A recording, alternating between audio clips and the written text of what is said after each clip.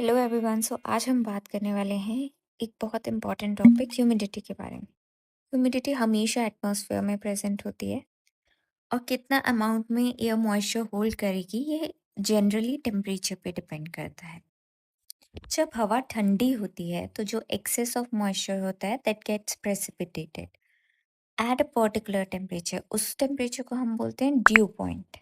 अब ह्यूमिडिटी दो टर्म्स में एक्सप्रेस होती है, पहली relative humidity and other term is absolute humidity.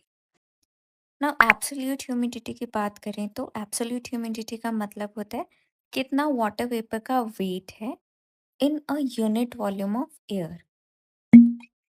Relative humidity generally सबसे कॉमन वे है डिस्क्राइबिंग द एटमॉस्फेरिक मॉइस्चर। ये हमें एयर में वाटर कंटेंट कितना है उसके बारे में नहीं बताता, बल्कि ये बताता है कि हवा कितने पास है सैचुरेट होने के। Relative humidity is ratio of कि वाटर वेपर का कंटेंट कितना है एयर में और वाटर वेपर की कैपेसिटी कितनी है। और ये एक्चुअल वेपर प्रेशर का रेशियो है with the saturation vapour pressure से। अगर रिलेटिव ह्यूमिडिटी 50% है इसका मतलब है half amount of water is required for saturation. अगर मोर देन 100% है इसका मतलब air is super saturated. So relative humidity में चेंज डिपेंड करता है एक तो वाटर वेपर कंटेंट पे, दूसरा टेम्परेचर पे। अगर वाटर वेपर का अमाउंट कांस्टेंट है।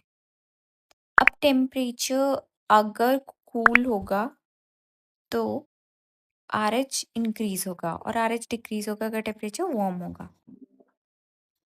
अगर रिलेटिव ह्यूमिडिटी कम है स्किन ड्राई हो सकती है, इचिंग हो सकती है और म्यूकस मेम्ब्रेन भी ड्राई हो सकती है, जिसकी वजह से मल्टीपल इन्फेक्शन क्या ना करें नेजल पैसेजेस। ड्यू पॉइंट का मतलब है एयर को कितने टेम्परेचर पे कूल करें सो दैट जो एयर है वो सैचुरेशन पे आ जाए, वो कंडेंसेशन कर ले। अगर ड्यू पॉइंट हम डिटर्मिन करें with respect to flat surface of ice तो उसे फ्रॉस्ट पॉइंट बोलते हैं। अगर ड्यू पॉइंट हाई होगा तो इसका मतलब है हाई मॉइस्चर कंटेंट है, हाई वाटर कंटेंट है इन द एयर। अगर ड्यू पॉइंट लो है तो it means that there is low water content.